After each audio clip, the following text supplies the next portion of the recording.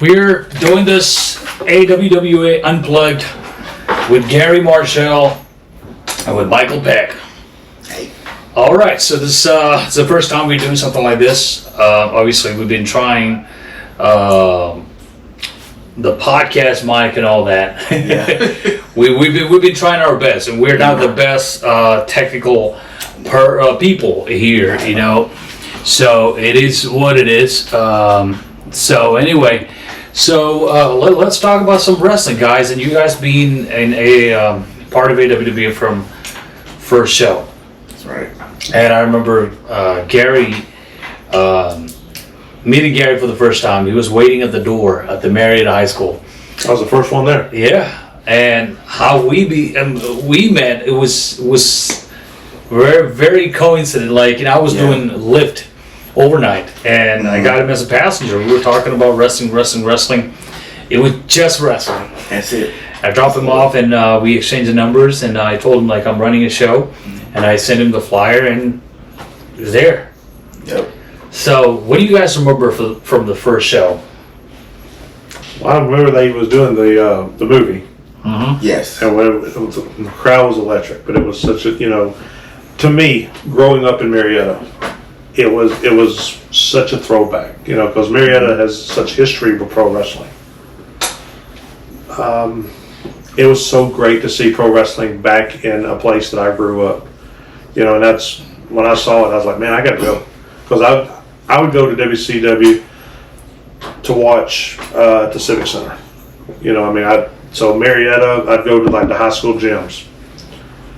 I looked to my buddies like, hey, did you know AWWA is running a show? I was like, yeah, I saw that. I said, I plan on going. So I went on, ordered my ticket. I was like, man, I'm gonna be there. I'm gonna be the first one there, because I wanted a ringside seat. So it was so exciting to see that wrestling came back to where I grew up. Yeah.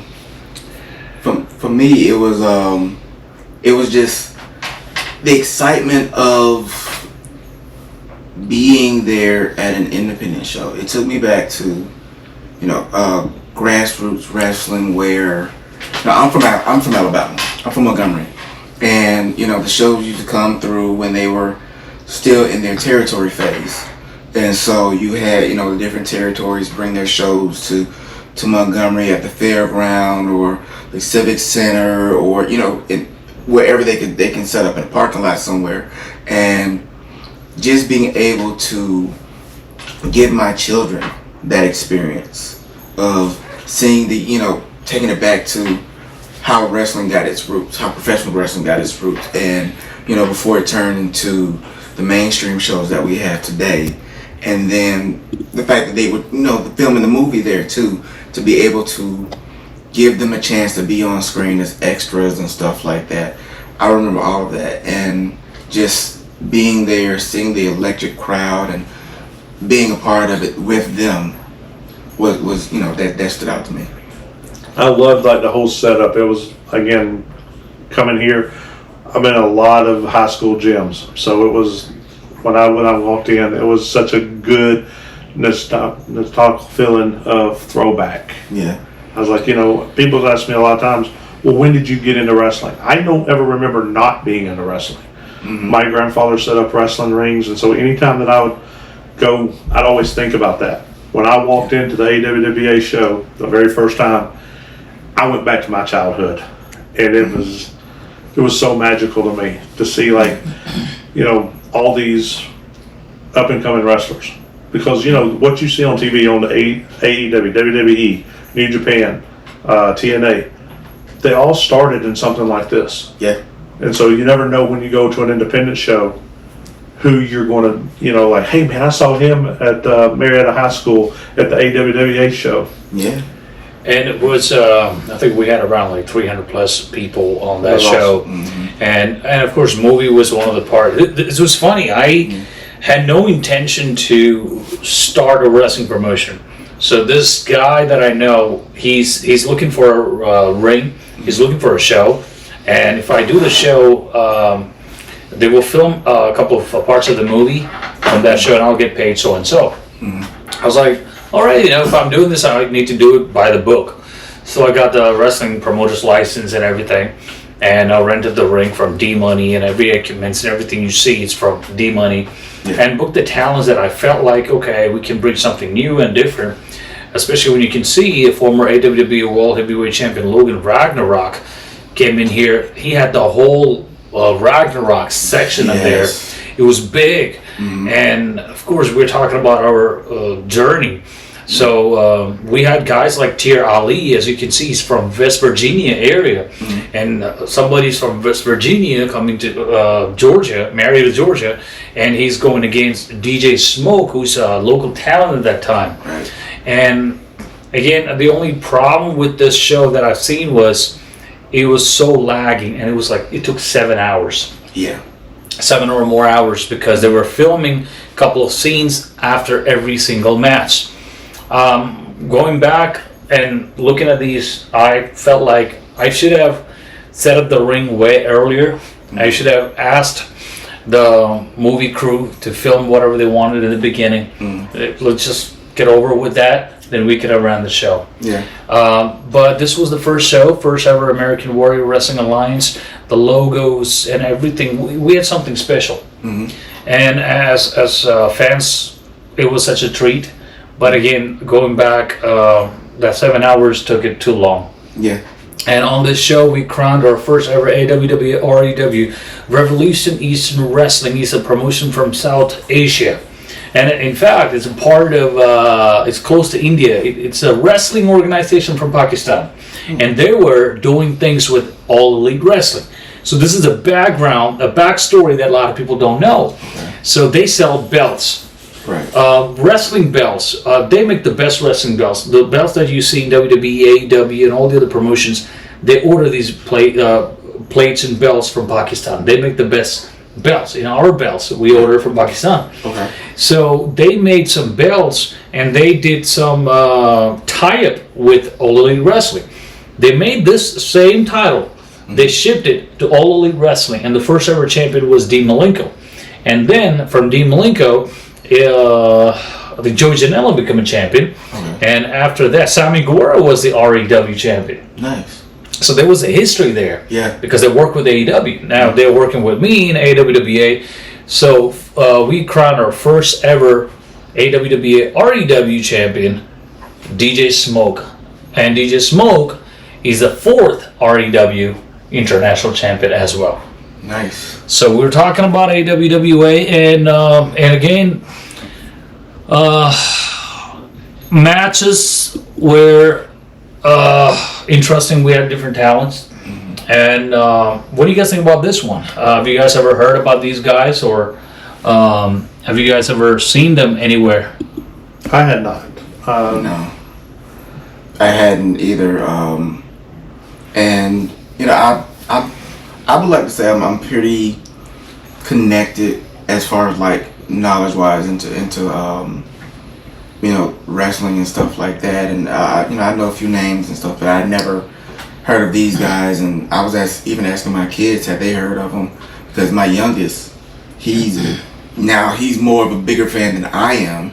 You know, he's like I was when I was younger. And he watches independents, and you know, he'll go down the rabbit hole of videos, and he had never heard of them either. So it was very interesting for all of us to see the unfamiliar names. Yeah. You know, not so much to the crowd or whatever, but just to us. You know, learning and seeing. You know, just again, it was a new experience for them, the independent scene, and because they were unfamiliar names to me, it was like a brand new first-hand experience for all of us. I like the fact that a lot of these people I had not heard of, because you go to some of these shows and it's the same people wrestling every show. Absolutely. This, it was a whole new opportunity for a whole lot of wrestlers to make their mark, to be able to come out and work on their craft for, you know, the crowd. And it wasn't, oh, I've seen this guy 1,000 times. I know, you know, it's something new. It's refreshing. Yeah. And I think that was the biggest thing that I got. I was like, all right, cool. These are people. No, I've never heard of them, but it's a chance to see new talent, new rising talent. Right. And so that's what was really cool to me. I was like, all right. And a few more backstories about the first ever show. We had talents, and like I said, Christian Pierce from Alabama, Logan Ragnarok, local talent from Nightmare Factory. He did the Nightmare Factory camp, and he had like a big support. As you can see, there's a big Ragnarok section with that Viking makeup, the everything. You know, he kind of like looked like a professional wrestler who resembles Viking culture. Yeah. And it was a tag team, and of course we had another tag team on this show called Whiskey Business. I don't know, for some reason I always think about beer money. So first show, I would consider it was one of the successful shows we have run, and unfortunately it took too long. But still, like, you know, we had like 300 plus fans. And at the main event, we had a battle royal and unique talents. Joseph Von Schmidt was from Connecticut, trained by Ox Baker, and also he had a Pro Wrestling Academy there in Connecticut, and it was. And he had a Pro Wrestling Academy in Connecticut, and he was wrestling in New England area.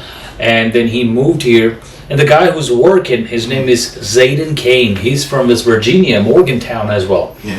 And this show was packed with a lot of different talents from different part of the world. Then we had another talent from Puerto Rico, Harry Williams. And later he became the IWA Savio Vegas promotion world champion. Okay. He was here. He wrestled against Martin Oceans from Hawaii, Honolulu, Hawaii. So we made a history, we created a history, we made a mark with all these talents and different backgrounds and different people. And that was AWWA Foundation was, and I got a chance to wrestle with Trevor Aon. I was in the co-main event, and again, at this time I didn't really wrestle much. I was kind of like out of shape, and I spoke to him, all right, let's call most of the stuff in the ring, whatever we can, and it went well. You know, it wasn't really anything extreme, or I didn't do any stupid spots or anything, and we did our best, and I had long hair. So the reason we're talking about the first pay-per-view, like first show, is because that's our first ever show. Of course, we're not going to talk about every other show. We're just going to go over fast with every single shows we did. Yeah. Anything else you want to add about the first show? It was one that you had to be there for. It was awesome. It was a really well put together show. Yeah, you definitely had to be there for that one. I will say, there was a couple times with the filming of the movie. It kind of there were certain times where it kind of threw the crowd off just slightly, where, you know, you had the heel in the match, and then after the match when they went to film, that heel was a baby face, or vice versa. Yeah. And so, you know, or when somebody that hadn't come out yet to do their match came out to do the scene, and they were either a heel or a baby face in the scene, and then they came out the opposite. It was like, well, wait a minute.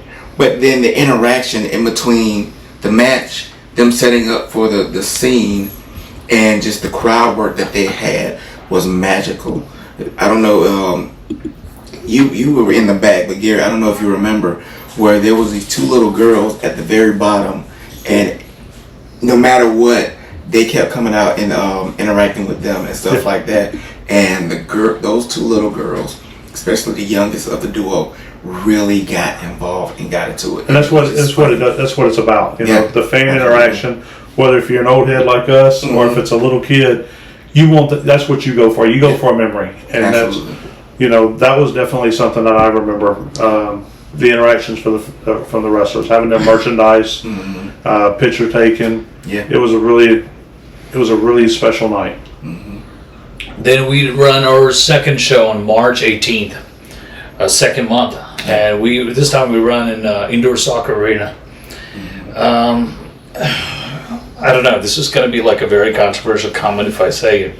First ever LGBTQ representatives as a main event. Right.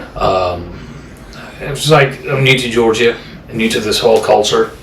I did not know how much it would affect as a promotion, as a company. Whether my beliefs or my opinion on these things doesn't matter, because when you're running a business, especially when you look at Bud Light, Yeah. that's a learning lesson right there. So we announced this show, and we've been posting. And now these days everything is on social media, and I'm getting negative comments like, this is people were commenting, oh no, we don't want to be there. We don't want our children to be there. It was that period of time. I didn't really took it, serious. But when we ran again, we had like 300 some fans on the first show. We lost half of them for the second one. But again, it was a following show that we had. We had a couple of great talents. Some of these guys, be working forever. Yeah. And do you guys have any memory of the second show? Yeah, I remember that one. So I remember Kiki and his interaction with the crowd and stuff like that, and he was one of the first ones that came and interacted with me and my kids. Now at the first show, taking a step back, I remember they kept calling me Mike Tyson. Like they would say, Mike Tyson, I'm not talking to you. And even somebody else said something and they thought it was me and they called me Mike Tyson. This one, Kiki came out and I was recording him and he said something to me and my kids and stuff. And then when Dynamic Dexter came out, I was still filming Kiki because Kiki was over there being funny over in the corner. And he turned to me and was like, you're supposed to be recording him, not me. It was just hilarious. And me and my kids, we kept saying Kiki like this real high-pitched voice because of something he said. So it was like, Kiki, Kiki. And that, you could actually see me and my kids right there. And it was just great. And then during the DJ Smoke match, they came and actually one of the guys was he came and sat next to me. He was like, what should I do? What should I do? And I Dear Ali, yeah.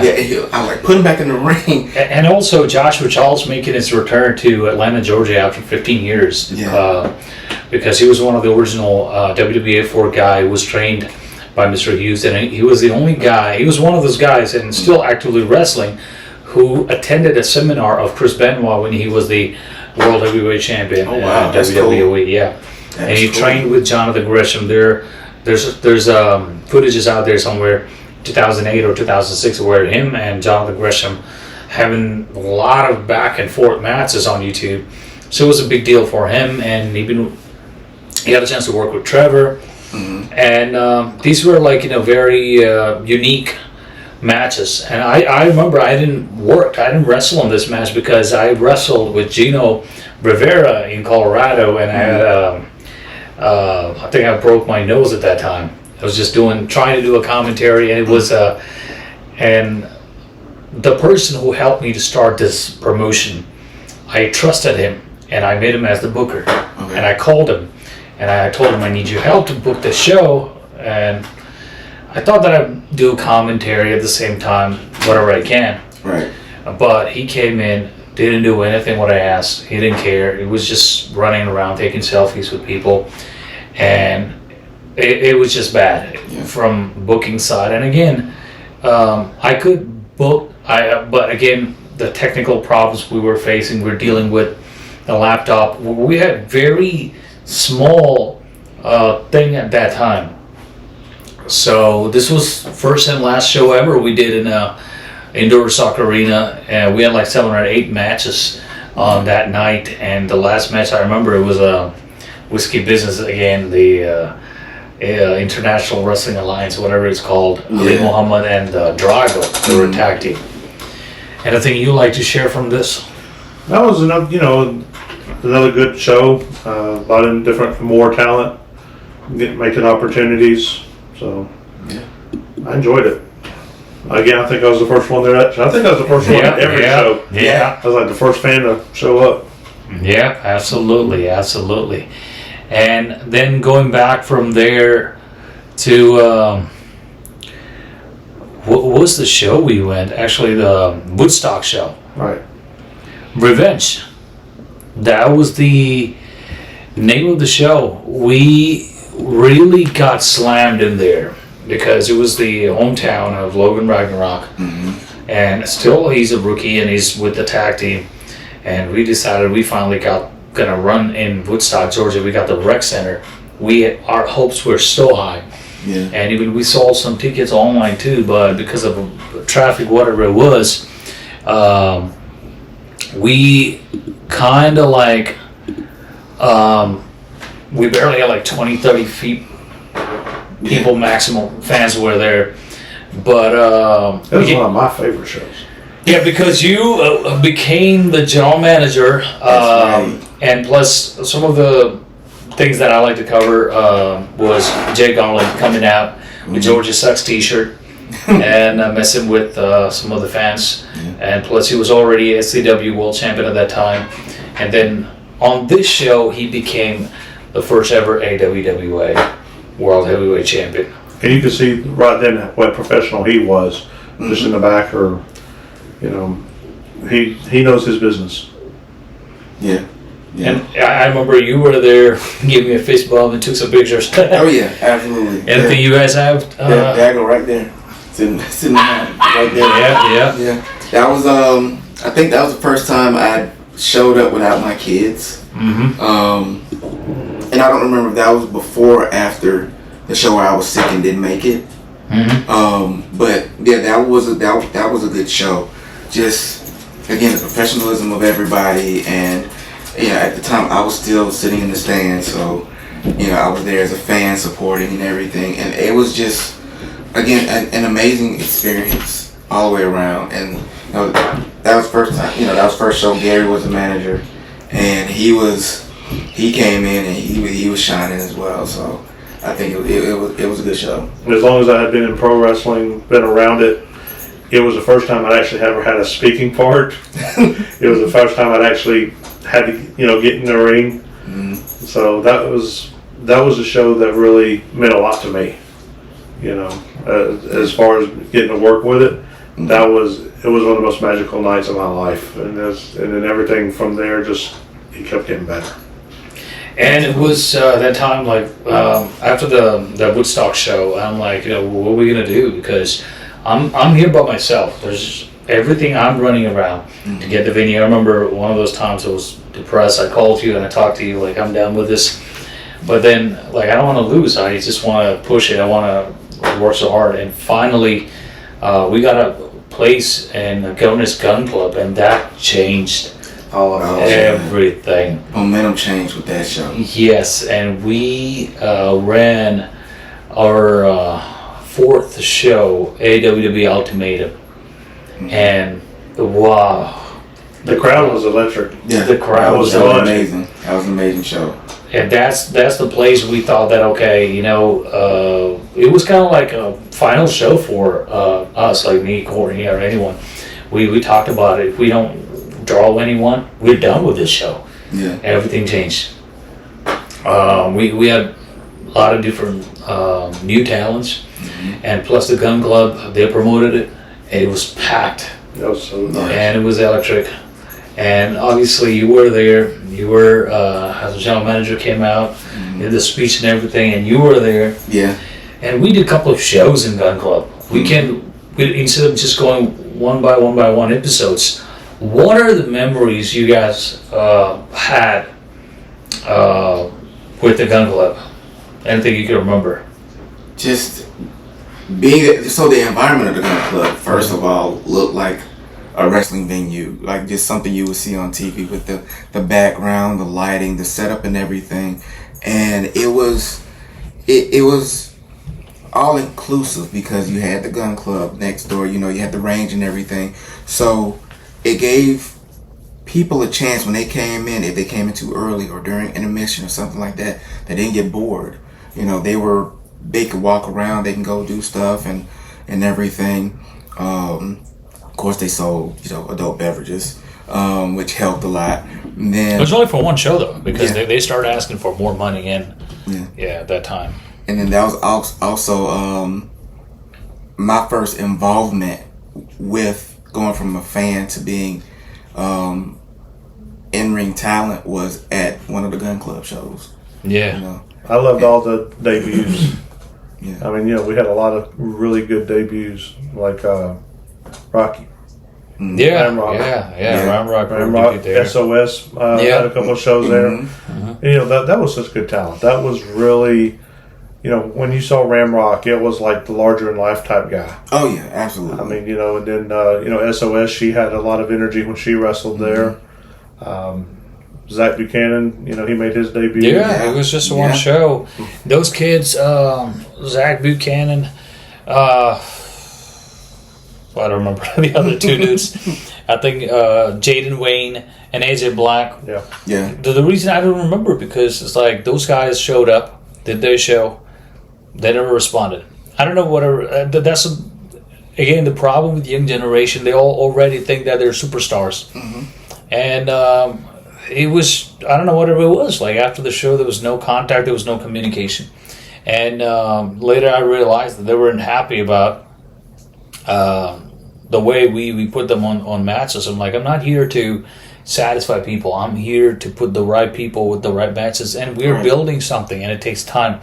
Yeah. And if you don't have the patience, that's tough. Rome wasn't built in a day. Exactly. Yeah. And you gotta have the right chemistry. Yeah. Chemistry in wrestling, and it's a proven thing. It's very important. And and thinking about all this, Drago and Ali Muhammad. This is a backstory. They went, so it's a gun club, right? So they were talking to one of the salesmen, and they asked for 2 empty rifles to make an entrance. So the salesman reached out to me and said, these 2 guys were asking for a gun. I'm like, a Russian and Iranian need 2 guns to make an entrance. And I said, hell no, we're not doing that. No. So not a lot of people know about this. So they wanted to do it, and I said, no, it's not going to happen because just imagine once they come out with 2 guns, let's just say AK-47, whatever the shit is. Yeah. And it's going to be, the whole mood is going to change. Someone's going to call the cops, FBI, and all that thing, and it's going to be a disaster. And it was that show, changed everything. And I remember... so I did say no. I did say no for that. And one of the talents, I'm trying my best to protect their names. But you know what? I don't give a shit. I'll say it. There's this guy. He came from Florida. Go by Drago. And he's wrestling with Rocky. And I still remember, it's like, okay, you're putting Ramrock over. He came to me and he said, brother, if I have to put Ramrock over, then I will not be come back. This will be my last show. And I'm like, sure, no problem. And I changed the finish to a double count out to give him that satisfaction. I don't know why I did that. Yeah. I should have asked him to put him over. That's what I should have done it. But then it is what it is. It was a double count out with the Ramrock. And I never booked him. And I was like, again, it's an independent wrestling promotion. Nobody cares. And when you're a mark for yourself, that's the biggest problem.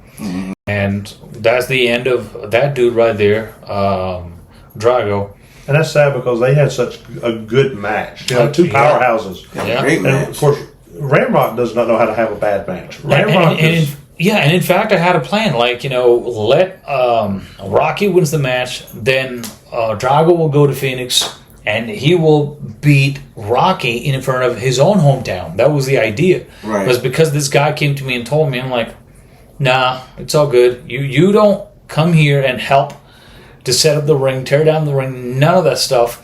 And then when I ask you to do something, you don't want to do it. You just don't want it to put people over because you think you're protecting your gimmick. It's an independent professional wrestling show. Nobody cares. Right, exactly. That kind of ego is not going to take you anywhere. But it is what it is. So that was one I could think of, I could remember. Is there any other matches or any moments you can think of? I tell you, the one that I liked was the Battle Royal. Yeah. That was really fun. Of course, it was like the second Battle Royal for AWWA, but this one was for the first time. It was for a championship. Yeah. And when Logan won, because he had already wrestled earlier that night. Yeah, with Jim Daly. Yeah, and that was that was fun. That was fun to call. Because I was on commentary. It was fun. That was a really good night. Yeah, there was the lumberjack match that was there. Oh yeah, that was a good one. That one was. Remember that one? Yeah. That one was a good one. It was crazy because it was another stipulation with it too. So it was lumberjack match, and then it was another type of stipulation. I can't remember, but it's the first time I'd ever seen both of those put together. Yeah. Well, Vikram couldn't use a weapon. Yeah. I remember that. Yeah. And if he did, he wouldn't be able to get another championship for the rest of the year, or a championship opportunity for the rest of the year. But it was chaos and pandemonium all over the place, and the crowd was into it all. I mean, yes. But the crowd, when we was at the gun club, the crowd was in it from the opening bell to the end of the main event. Mm-hmm. It was a really special time. And they didn't want to leave either. No. Like after everything, they wanted to stick around, and and they got to meet the superstars. Yeah.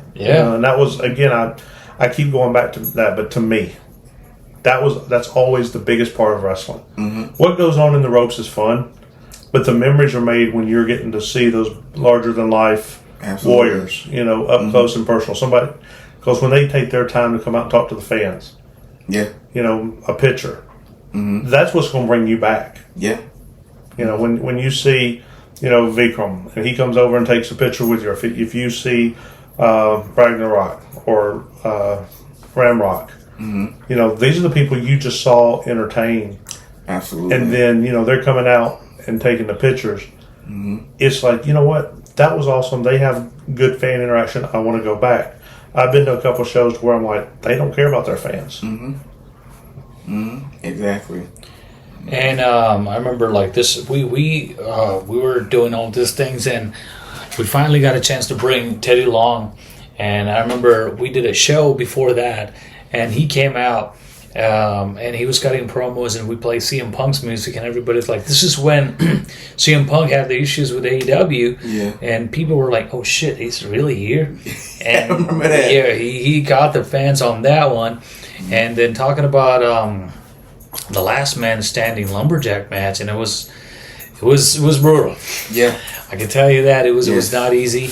That's what it was, last man standing. Yeah, and it was something that I had to be a leading example, because I'm working with a big tall guy, and prior to that, before that, we ran our first ever show last year in November in Salvation Army. And that's when Bomani made his debut, chokeslammed me and all that, and Lycan beat him.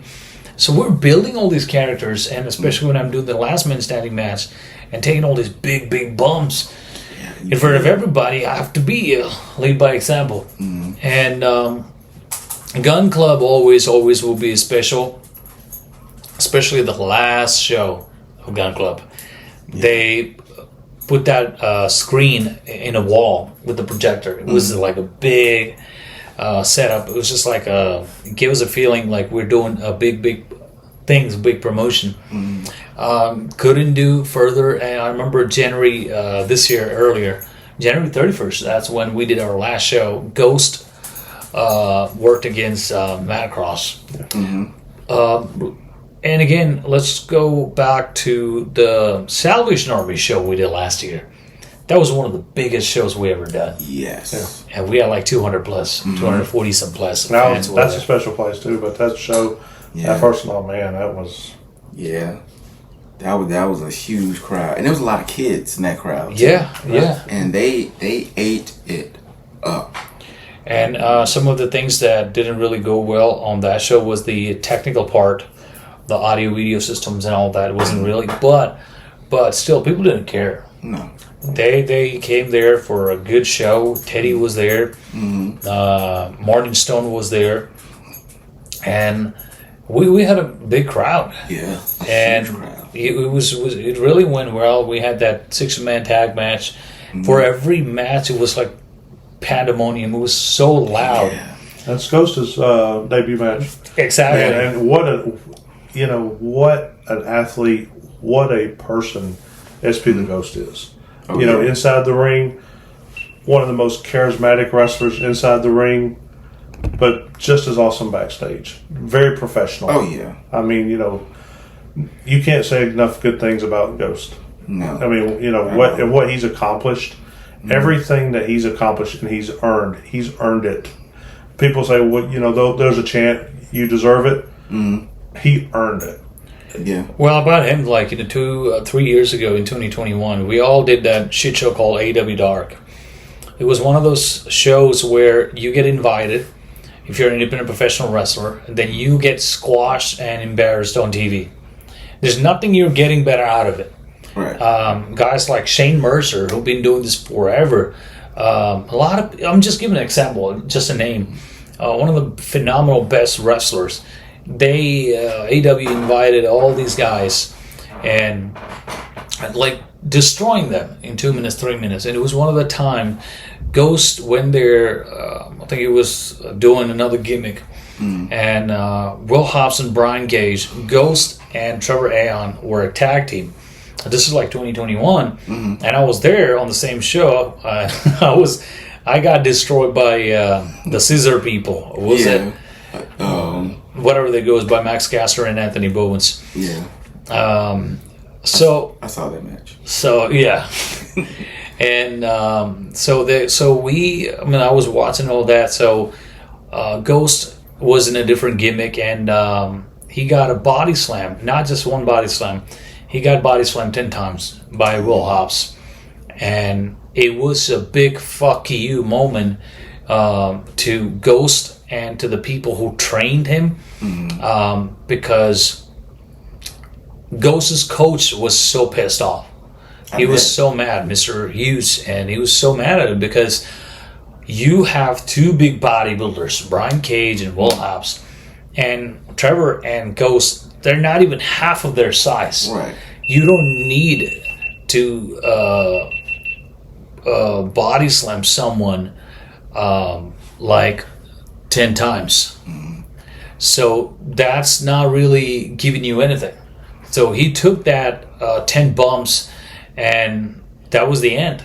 And he kind of felt like, kind of became a mockery of the system. Right. So he quit. He walked away from wrestling. He decided not to come back. And It was a big night for Ghost to make that transition. And I'm glad he did. I'm glad he come back. Yeah, me too. I'm glad I'm glad he was able to come to AWWA. I'm glad that he come to the Salvation Army Community Center. Yeah. Man, I tell you what, and the fans, like, he gets a pop. Yes. Ghost is, like I said, one of the most charismatic guys. And even in the back, just as personable. He comes out and talks to the fans. That's a lot of respect to him. Yeah. What got me was, I remember when that one show, he had all of those kids with him. Oh, yeah. And they were all painted up. Yes. That was amazing, man. Yeah. I love that show. And that's the moments. That's what I was talking about. That's the moments that are made. Yeah, absolutely. You can't pay for it. Nope. They're organic and they happen very naturally. Yeah. And I said Ramrock couldn't have a bad match. Neither could Ghost. Nope. Everything that Ghost does is on point. Yeah, exactly. And I may hurt a few egos or upset a few people by me saying this, but if I had to pick a locker room leader for AWWA outside of Uvanish, it definitely would be Gatsby. No doubt. No doubt. It's just always been. Yeah, that's facts. Yeah, he's always that locker room leader. That's for sure. There's no question. Because of professionalism that he brings. Yeah, and no ego. Just he's here to do what's asked of him. And man, I tell you, the fans show up for him. Yeah, and I always saw him. Once I started, getting backstage, I would see him.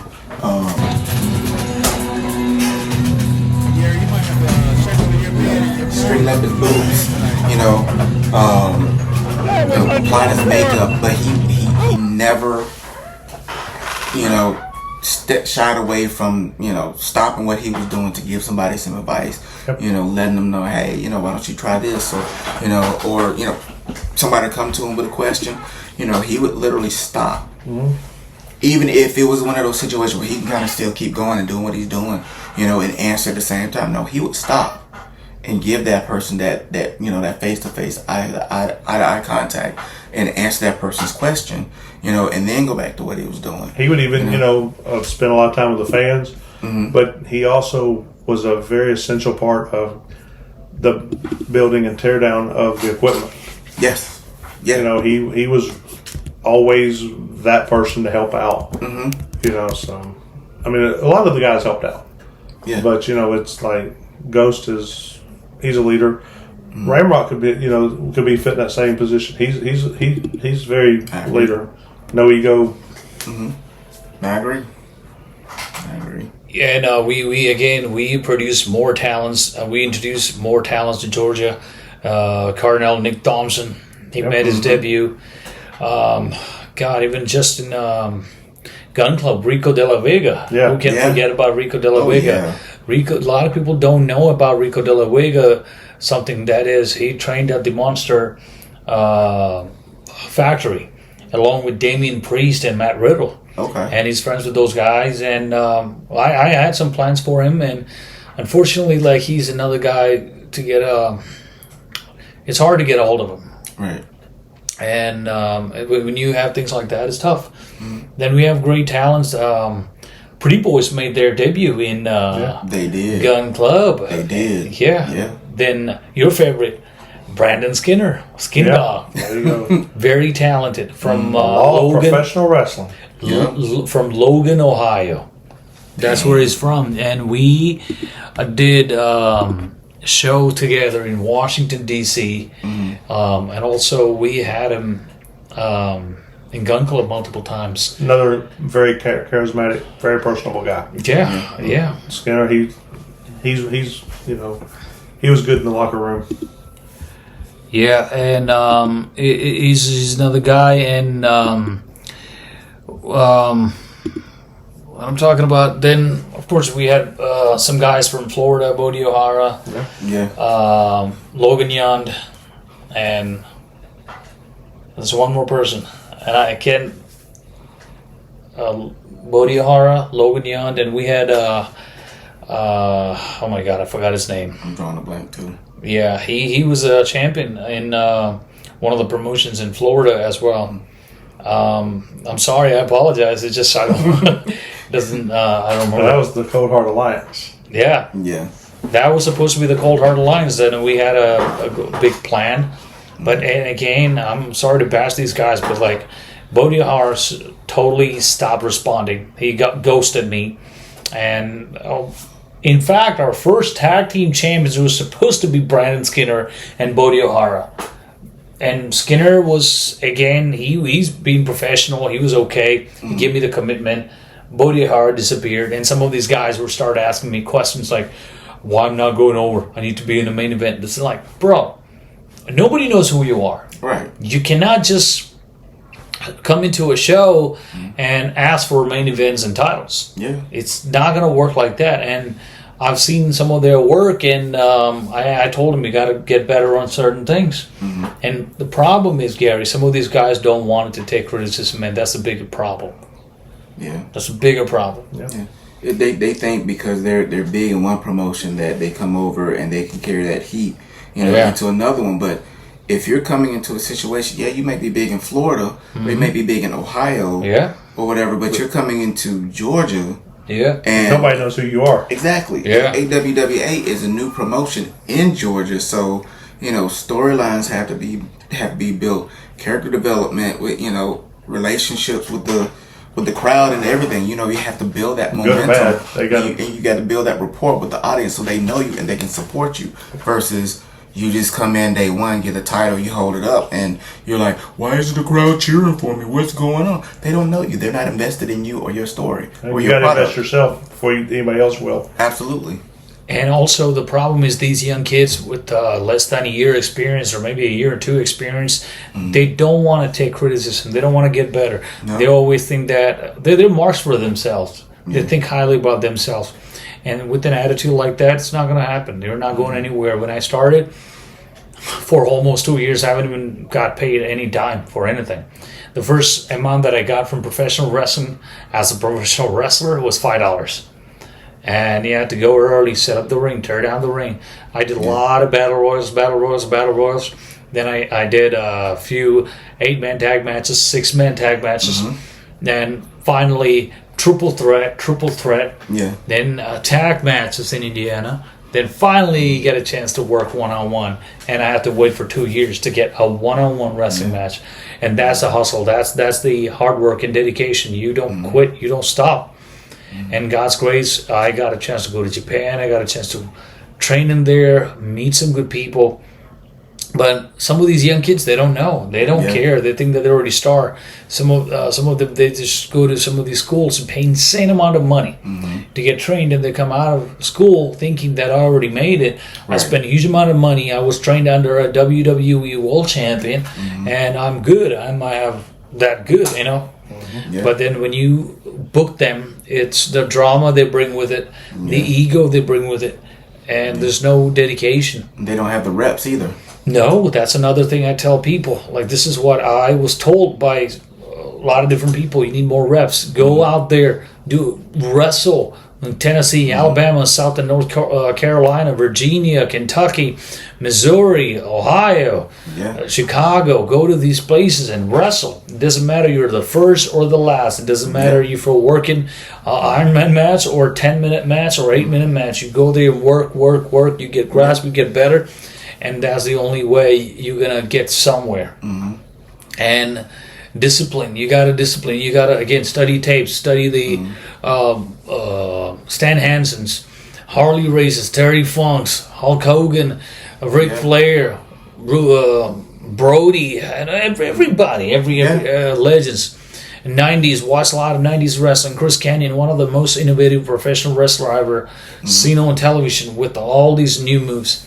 Yeah. But Gun Club was a very special place. We drove some good fans in there. Some fans followed us to the Salvation Army. Yeah. And then we moved to Salvation Army and we ran our show on May, AWWA Triumph. Yep. And that was a special day for us because we had talents from. Oh, before that, we got to talk about the show we did in College Park, Georgia. Oh yeah, we almost forgot about that. Oh yeah, that was a good show. Lennox Leon. Yeah, College Park, Georgia, was a sponsored show, but it was the biggest disastrous show we ever done. It was so bad because I remember I was working 2 jobs at that time, barely sleeping. I was supposed to wrestle Logan. I was so tired, couldn't do it. We had a couple of guys like Braxton Hunter, Chase Miles. We had Ramrock. We had Lennox Leon. Yep. Someone that I worked a long time ago in Ohio and Wisconsin. Yeah. And the matches were very nice. We had Teclote from Arizona. It was a solid match with Ghost. Yeah. Oh, yeah. We had Shaheem Ali and Teclote is another professional. Yeah, luchador. And it was such a great lineup, great matches. The only thing that was lack was fans. Yeah. I really wish they missed it. They missed a show. They missed a show. Exactly. It was a great show. And it was a sponsored show, and I'm like, okay, no problem. But, we didn't lose any money on that. But at the same time, we had such a good show for the wrestlers. Absolutely. That was simply unique. Some of the wrestlers bailed out, of course. But then at the same time, it worked out fine. And it's wrestling. Yeah. Anything can happen. And then after that show, we did Community Center, Salvation Army, Triumph. Yeah. Something about Triumph, and also I go to College Park quick because it was an important show for you. Yes. You finally made a WWE representative debut in a 3-piece suit in that hot fucking weather. Yes. I wore that one, and then during the match later, I switched it to a different suit. Still hot. And Gary was a commentator. What was your experience like working in an open parking lot in College Park? Yeah, I was. Makes you be glad to be in air conditioning. Makes you be glad to be inside. Yes. But the matches were so awesome. They were fun to call. Which every AWWA match. I mean, Mike, you and I have been on commentary for a little while now. Yeah. And man, every experience is so awesome. And it's a different experience every single time. It is. It's always something different. But as far as the College Park, I wish there's more fans to see what was there because it was so enjoyable. I mean, as the fan in me, the fanboy in me, enjoyed getting to watch it. Yeah. Maybe on the commentary, it was fun to call. It was so really cool. Yeah. And then you chased me out in that outside hot sun. Yeah. Well, now that you mentioned the chasing out, so if we go back real quick to the gun club, you took a shot from me, and you said that was the first time you had that happen. Yeah. And then the second one you took again was from me, pulling you off the ring and chasing you out. And so, just being able to be a part of your first and certain experiences in the business means a lot to me. And being able to be in a new entrant into it at that as well, have experiences in other facets and stuff like that, but being a part of professional wrestling is different for me, and it's a new experience, and I like it, I love it, and I want to thank you for trusting me to be able to do those things with you. And I want to thank you, Vanish. I know I'm going off into a rant, kind of syrupy sappy type moment, but thank you for trusting me and bringing me in, from being a fan to a participant to a member of the AWWA family, as a whole, full circle on both sides of the ropes, inside and outside of the ring. I told Venetius a lot. I said, Mike, you're professional yourself, and like the way you handled me, I wasn't really wanting to do that, but I said, you assured me it would be good, and it was so cool because I was like, that's anytime that you in wrestling, you have to trust what you're doing. You have to trust who you're with, and being in those moments was really cool. I enjoyed it. When you joined me on commentary, man, you're a natural. I mean, it was everything you do. You do it with a lot of pride and prestige. Thank you. I know Vanish recognizes that. Thank you both.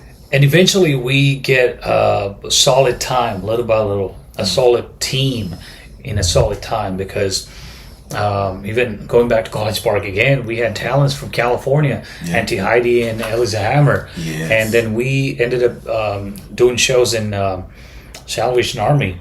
And then our protection got improved and better because we had Josh, Laura, and we got more people to help us. So it started getting better. Then we had talents like Martin Gassas.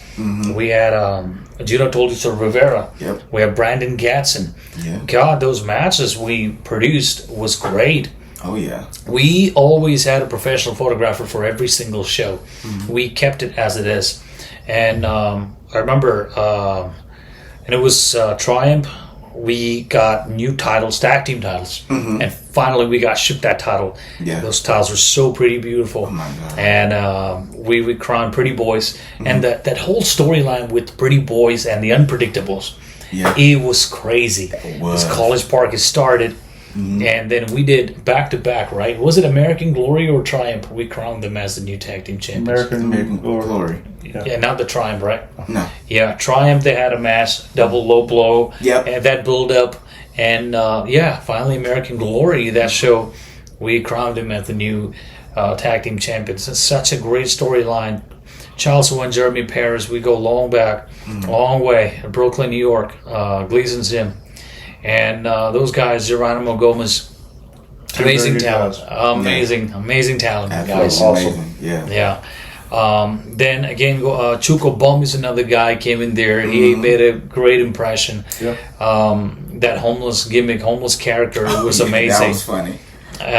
We'll wrestle for food. Yeah. Then Auntie Heidi came back and worked against Sassy. Speaking about Sassy, she reminds me of China. Yeah. Yes. So much, and she had that intense look, and all I would say is she need a guidance, a small guidance to, like, okay, go to where it was direction. I don't know, maybe a manager or whatever it is. Well, but if she's a total package. It's just that one thing, like I say, just maybe a small guidance or something might help her. Yeah. She has what you can't teach. She has that look. She has the passion for it. She has the look of that champion. She has, like you said, the China. I agree with that. Yeah. You can't teach that. You can teach mechanics. You can teach certain parts of wrestling. Right. And there are certain things that you can't teach. And if you don't have it, none of the rest of it matters. Yeah. Exactly. So what she has, you can't teach.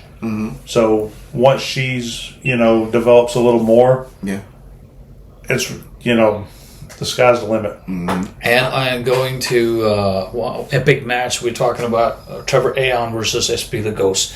Two Georgia's native, never wrestled against each other. Right. They were attacked him at one point, and it was just a disastrous experience with that. But that match was crazy. Oh, yeah. And awesome. It was such a beauty, and it was so much. It's a big story that they told the world. And then Ghost finally became the undefeated AWWA global champion. We converted the title into global championship. What was the REW champion? Yeah, it was the REW championship, and we converted to global championship, and it was such a great story. Those guys. Well, two men that they carried Georgia wrestling on their back. Yep. They, Ghost and Trevor, two people that have that passion for wrestling. I've seen Trevor after the first show a couple of times. I went somewhere else. I saw him. I was like, man, you know what? I see why AWWA has you because he brought so much to the AWWA. Yeah, he could help help in the ring. But that Ghost Trevor match, it was fun as hell to call. Yeah, it was fun as hell to watch. I mean, it was.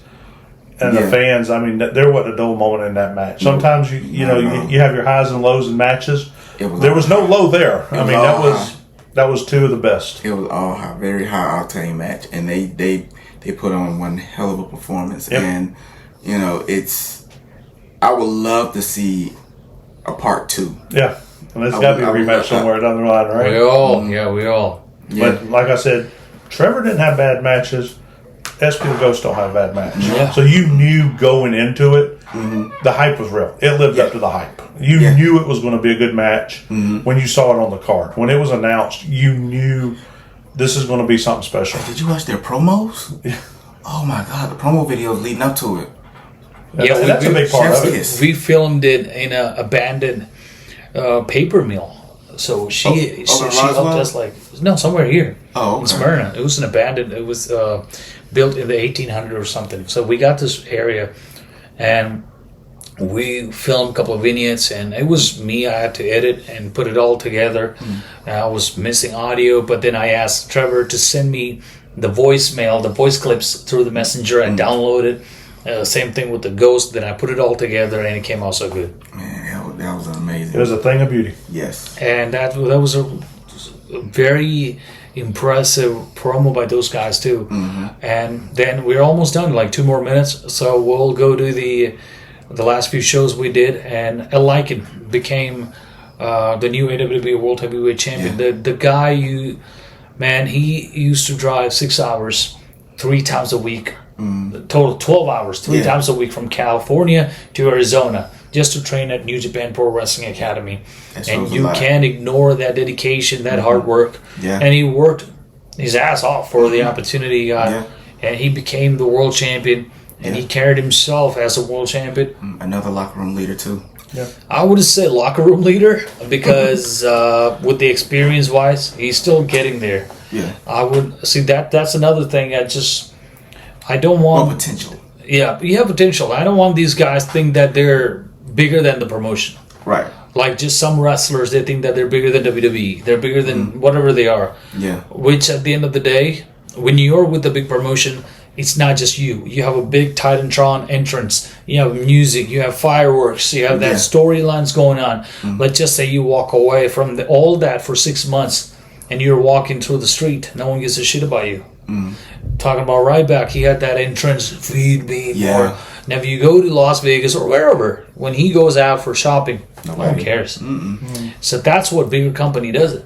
But again, here, of course, you have to have that talent. Yeah. You have to carry yourself, that personality, that professionalism. You shouldn't be showing that any egos when you was asked to put someone over. Yeah. A lot of people have those issues. You don't want to put over, and they want to put themselves over. Yeah. They want to do business for themselves. It's not mainstream. It's independent. It's independent professional wrestling, exactly. He did have 2 great matches at the Salvation Army. He had the MMA style match Against which was the Oceano first. Every. That's another one we made history. Yep. Taking all the ropes out, and it was just the ring, and they wrestled, and they did it good.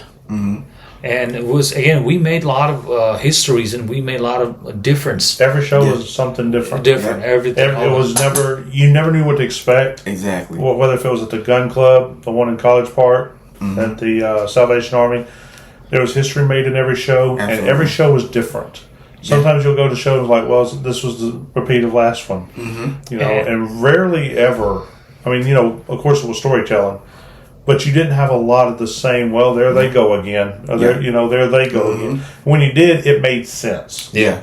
You know, it made sense that this is a rematch versus you're not just throwing 2 people together to fill a spot. Right. You know, well, I have an open spot here. You're going to go against him again. Yeah. Like with the Pretty Boys in their match, it was double low blows, and then you know, with Benicia, you and Logan's match, you know, it was, you know, I went to sleep, and and Logan, you know, low blowed you, and then, you know, you threw the ref out of the ring, and so it made sense for the next match to be, you know, a rematch because of everything that went crazy there. And then, you know, Gary, you threw the monkey wrench in with Alex Avery, you know. And I'm sorry, Alex Ace. Alex Ace. I'm sorry. Talking about the last final curtain, final show in Marietta, Georgia, Salvation Army. People asking me like, "Oh, when are we coming back?" Nothing is finalized. It just, we'll see what happens. That's how I leave it as it is. Alex Ace. Talking about Alex Ace. We have United States champion from Madrid, Spain, who lives in California. That's a big man. That's a big man. That's a big man. When you can easily step over the top rope, that's, you know, wrestling fans don't realize how high that is. Yeah. I had to squeeze him into a 328 BMW picking him up from the airport. Yeah, you did, right? Yeah. And going back to American Glory, protection. Yeah. Protection was bigger than ever. We got improved, especially thanks to Mike Wilbanks. He, oh my God, that guy is something else. He had so much of things, the smoke machines, the big speakers, and last show was insane. Yeah. Oh my especially the camera work, the movie style quality of work, and thanks to you bringing that was awesome. professional. That was awesome. Looking at that on YouTube, oh my God, we did make history. Yeah, shout out to Brody. And nobody ever in Georgia did anything like that. And I'm so proud of we did as a team. Well, and how many promotions have a 20 by 20 ring now? Nobody. I don't think I've seen any 20 by 20 ring in the state of Georgia. I haven't either. And it's just, that's something I always want to buy. And it's like, there's a thing, and that's special. It's called TV ring because it's big. That's what the mainstream guys use. Exactly. And you know, we was talking. I don't know if you was out there, but was backstage, and they were talking about how excited some of the people were because they'd never worked a 20 by 20 ring. So that shows you the commitment that AWWA would bring. And you know, we use it as a moniker as the land of opportunity. It truly is. I mean, you know, look at us. Yep, absolutely. I never thought we'd be here. Who you telling? So, you know, I mean, you know, we had to show the land of opportunity. It was the moniker as AWWA is the land of opportunity. That's very true. And, you know, the superstars. Look at the Warriors that got to come here. Absolutely. There's a lot of homegrown talent. Yeah. I mean, what independent promotion in Georgia can say they have 20 by 20, have offered talent to be a debut, not only for the state, but their career period? You brought Teddy Long, Martin Stone, Ali. You got yourself, Matt Cross, Darren Young. And I got to say about him too, because we thought at Lycan it wouldn't have happened. So likened to the effort and everything. And what a match. It was Ironman match, 37 minutes. His seminar, his knowledge for this business, he helped a lot of people. One thing I would say I was disappointed because I get it, the heat that I have in the state of Georgia with a lot of wrestlers. But you have Darren Young. He's from New Japan Pro Wrestling. He's coming there to give you the knowledge. And none of you didn't really want to do anything with that. They didn't want it to come in. I think we barely had two people from the state of Georgia. Outside of AWWA. Yeah. And it was well promoted. I think if I wrestled in another promotion, well, if I liked what was going on or not, you got to put ego to the side, which is hard apparently. I know, but it's a learning opportunity. It's a learning opportunity. I don't have to work the show. I'm going to go to learn from somebody that has made it to the biggest promotion out there. Yeah. That has come in here to take their time to show you and train you. You got to be a sponge at that point. You've got, I want to listen. I want to learn. And we got a chance to kind of watch it, and it was very interesting. Oh, yeah. But, seminars aside, just looking at the caliber of work that AWWA was doing, if I'm at a promotion, and I don't want to put any other promotion in Georgia down, but if I'm somewhere and I'm wrestling in front of 5 to 20 people, and it's just local talent, but then I have a chance to go to perform somewhere where you have former WWE stars, former AEW stars coming in, and one, having matches, and two, giving seminars. Even if I don't make the seminar, I'm still going to be in that environment to learn, to soak up, to have those conversations. Teddy Long, he spent 10-15 minutes talking to my youngest son just because. And he gave him knowledge about the business when he heard that he wants to grow up and get into business. He gave him that. That could have been somebody else from just coming in and soaking up that knowledge, and that, like B was saying, it's the egos, and it's the I've already made it because I trained here. I trained with this person. I trained here, and then my second match in this promotion, they put a belt on me. Yeah. It's like what I said earlier. It goes back to some things you can be taught. Yeah. You can be trained on. And then there's some things, if you don't have it, you're not going to get it. Yep. Exactly. You have to have the will, the passion, and you can't be trained on that. Exactly. Very true. And what a podcast this is, whatever we call it, Unplugged, whatever. And we were sitting here for over an hour talking about it, and we went through all the memories from the first show to the last show. Awesome memories. Yeah, awesome memories. Great memories. Great Loved memories. every bit of memories. it. Yeah. But Great times, great memories, great experiences. And one more thing about the last show, we both work overnight. We didn't sleep for a single second. Nope. And I was doing 16 hours back to back, and after that, it was crazy. But hey, it's all worth it at the end of the day, Absolutely. brother. It's all worth it. Absolutely. So thank you, brother, for coming in doing this. Thank you, for Gary. having me. Thank you for having me. All right. I enjoyed every bit of it, and we will see you down the road. All right. Thank you, ladies and gentlemen, for watching, listening.